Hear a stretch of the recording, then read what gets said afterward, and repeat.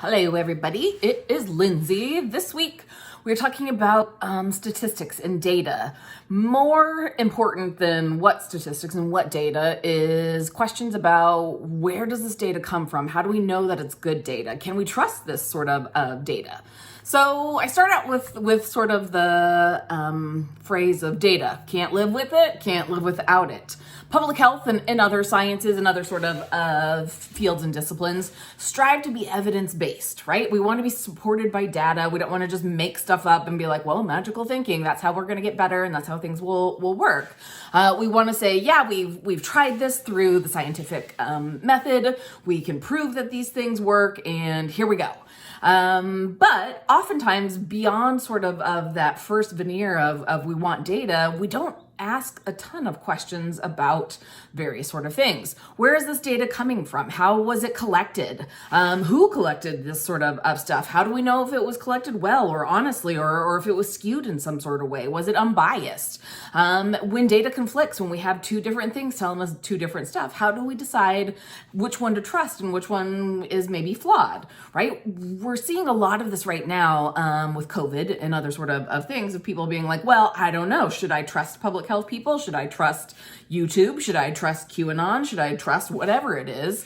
Those are all sort of valid questions. We take at sort of face value that if somebody that we respect tells us something, that it's true. So if I, right now, your professor said, hey, you know what? 50% of the world's poor are probably going to die of COVID, right? You would be like, whoa! I just made that off the top of my head. How would you know? You would take into account a lot of sort of things. Of course, we can always fact check and do those sort of things, but what happens when it's harder to fact check?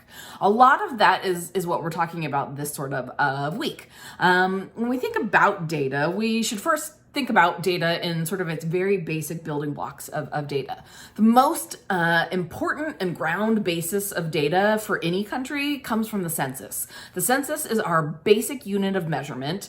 The United Nations recommends that all countries should do a census at regular intervals to make sure that we can track different sort of things, population growth, other sort of things. In the United States, we've had a census for a very long time. It's very well done. We do it every 10 years, and then we do a halfway sort of census every 5 years to sort of see, are we on track? Are things growing faster than we expected or less fast than we expected? Are there other sort of trends and topics, these sort of things? And in the US, we all are pretty good with those sort of things. But again, that's just our context. What happens in the rest of the world? Well, we know that in the developing world, census data doesn't happen every 10 years. Sometimes it happens sporadically. Sometimes it doesn't happen at all. There are some links to some different things this week. One of them talking about sort of census data across sub-Saharan Africa. Less than 25% of countries have done a census in the past 10 years.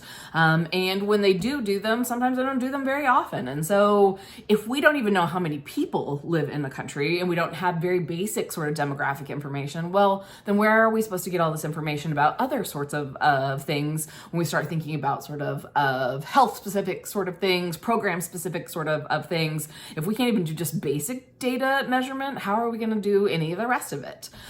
Most data that we get and that we hear, statistics stuff reported out, comes from really small data sets. For a lot of places, most data is collected around prenatal, antenatal sort of clinics. What? Why? Well, we know that the most reliable sort of thing that people do during sort of their lifespan is have babies, right? And typically that's women having babies, and typically women seek some kind of care throughout their pregnancy. And so a lot of data happens to come from prenatal, antenatal sort of clinics. They have women who are coming in for prenatal sort of stuff, and then they're like, let's ask you a whole bunch of questions about these other sort of things. Let's draw blood work. Let's do these sort of things, because we know that reliably we're going to see women of childbearing age quite regularly, right?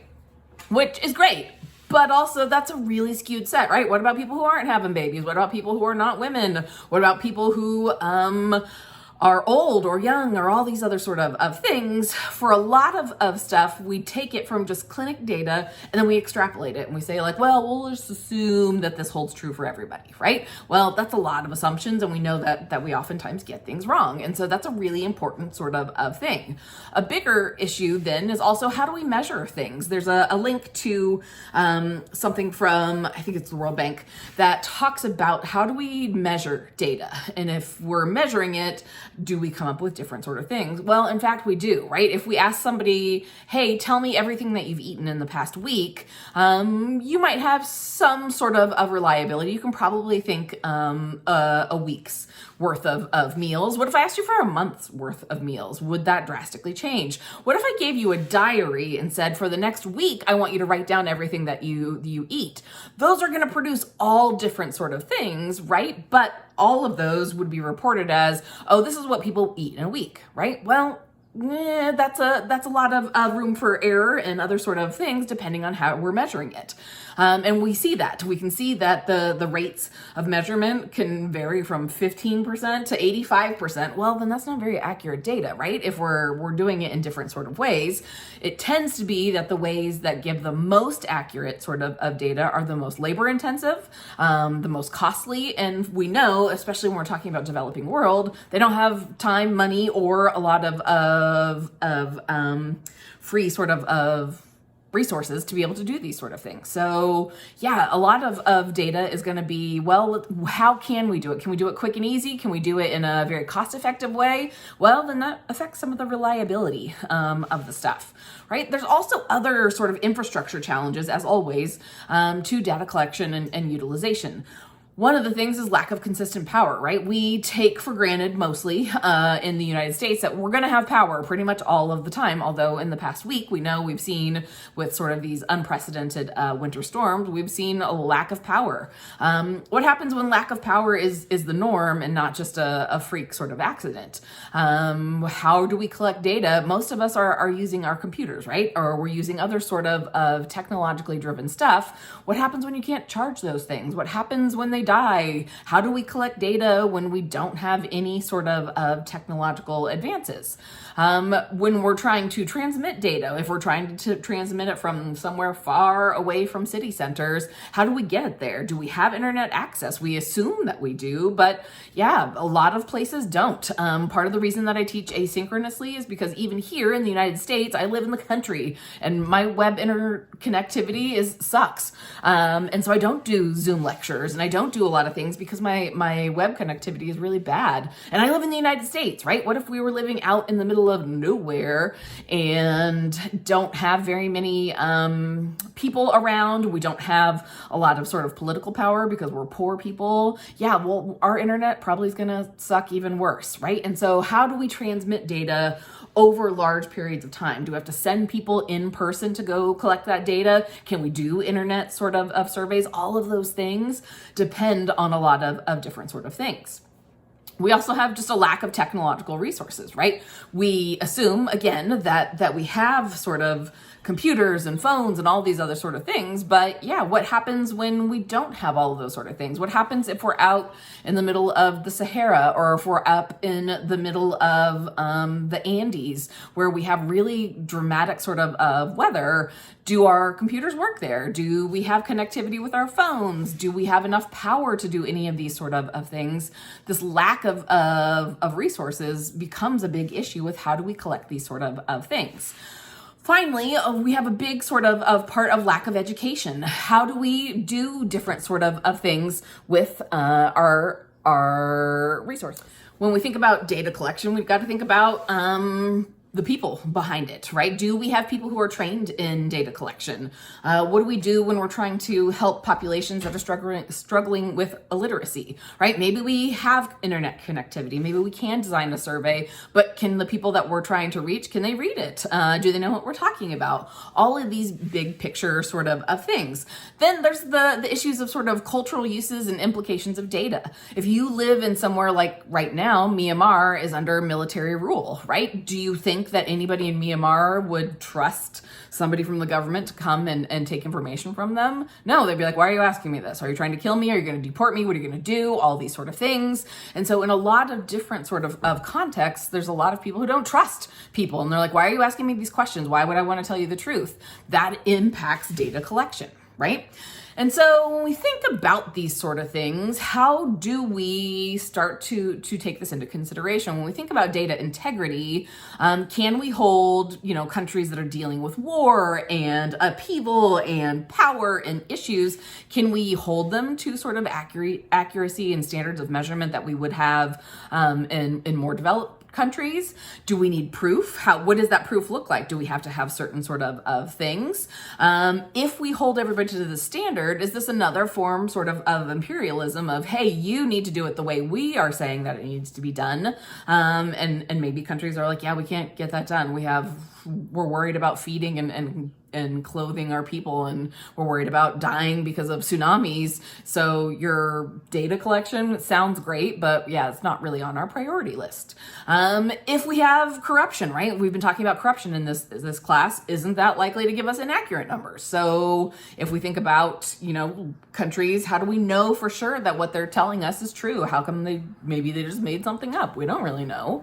And again, that question sort of, if we say, well, we'll expect lesser of your country, or because of whatever sort of things, well, does that say what kind of we expect is different? Is it that we don't think that they can do it? What kind of messages do those send in these sort of things? So then we get to sort of value of data. It's a kind of a catch-22, right? We need infrastructure to produce data, but we also need data to show that the infrastructure is there, or it needs work, or it needs improvement. And so it's kind of this chicken or the egg. How do we get data if we don't have infrastructure? If we don't have infrastructure, how are we going to prove that we need this sort of stuff with different sort of data? Should everything be so data-driven and dependent? Well, if it's not, what do? We just rely on good word? Well, we know that doesn't work with corrupt countries. Are there ways that we can maybe loosen up our sort of standards of data and progress towards sort of our goals without taxing different sort of things? How do we do these sort of things? Again, it comes back to this Maslow's hierarchy of needs. Yes, data is really important, right? But if you're worried about your day-to-day survival, do you really care about the survey that somebody's doing and you don't know anything about them, where you're just trying to work and make sure that your family stays alive? Well, that's a lot of questions. How does this impact us, right? We take for granted that the stuff that we read in the reading assignments is good data, but is it? We don't know. We have to have some sort of effort of trust of like, maybe, I hope this is good data. I'm going to take it as good data, and maybe it is, and maybe it's not. I think that's a really important sort of question. I don't have any answers for these, but I think it's a really important sort of thing to think about is, where did this data come from? Is it good data? How do we know that it's good data? How do we reproduce data? And how do we make sure that people are being truthful in their data? We really don't have a lot of those sort of questions, but it's something that we should keep at the back of our mind. All right, that's it for this week's lecture, and your class activity will be live, and the next part of your public policy paper is coming up. There's a separate video for that talking about the next step. All right, thanks. Bye.